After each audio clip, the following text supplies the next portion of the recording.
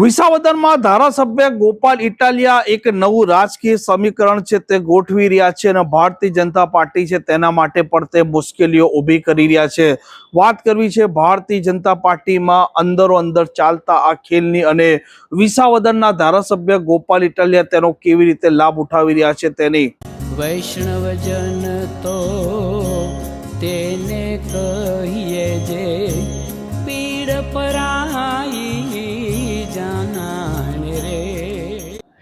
નમસ્કાર, આપ જોઈ રહ્યા છો નવજીવન ન્યૂઝ અને હું છું આપની સાથે તોફિક ગાંચી. વિસાવદરના ધારાસભ્ય ગોપાલ ઇટાલિયા તેમના વિસ્તારના જે પ્રશ્નો છે તે સતત ઉઠાવતા હોય છે અને ખાસ કરીને વિધાનસભાના સત્ર દરમિયાન તેમણે સૌથી વધારે સવાલો ઉપાડ્યા હતા ખેડૂતોના. કેમ કે ખેડૂતોની આ રાજ્યમાં વાત થાય છે, પરંતુ આ ખેડૂતો આજે પણ દયનીય સ્થિતિમાં જીવી રહ્યા છે તે એક સત્ય હકીકત છે. અને વિસાવદરમાં જે પ્રકારે ધારાસભ્ય ગોપાલ ઇટાલિયા ચૂંટણીમાં જીત મેળવી છે અને આ સ્થાનિક સ્વરાજની ચૂંટણીમાં પણ આમ આદમી પાર્ટીને તેનો ઘણો બધો ફાયદો થયો છે અને માનવામાં આવી રહ્યું હતું કે ભારતીય જનતા પાર્ટી સાથે જોડાયેલા અને પૂર્વ મંત્રી જવાહર ચાવડા છે તે ક્યાંક ને ક્યાંક રાજકીય સોગઠા ગોઠવી રહ્યા છે અને તેનો સીધો લાભ છે તે વિસાવદરના ધારાસભ્ય ગોપાલ ઇટાલિયા છે તેમને થઈ રહ્યો છે. અને વધુ એક કાર્યક્રમમાં આ ધારાસભ્ય અને પૂર્વ મંત્રી બંને સામે પણ દેખાયા છે અને ભૂતકાળમાં પણ જ્યારે આમ આદમી પાર્ટી જીતી છે તે સમયે પણ ત્યાં ઊભા રહેલા આમ આદમી પાર્ટીના કાર્યકરોએ આ જવાહર ચાવડા છે તેમને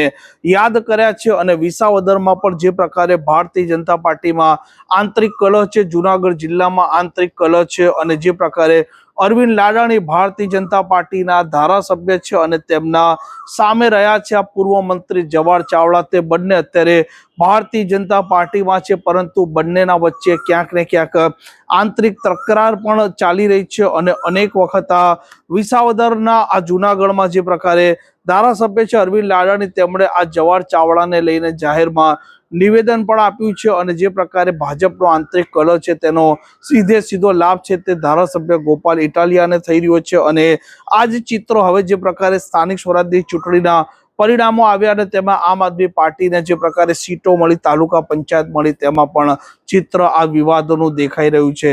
આ પ્રકારના સમાચાર માટે નવજીવન ન્યૂઝ ચેનલ સાથે જોડાયેલા રહો. નમસ્કાર.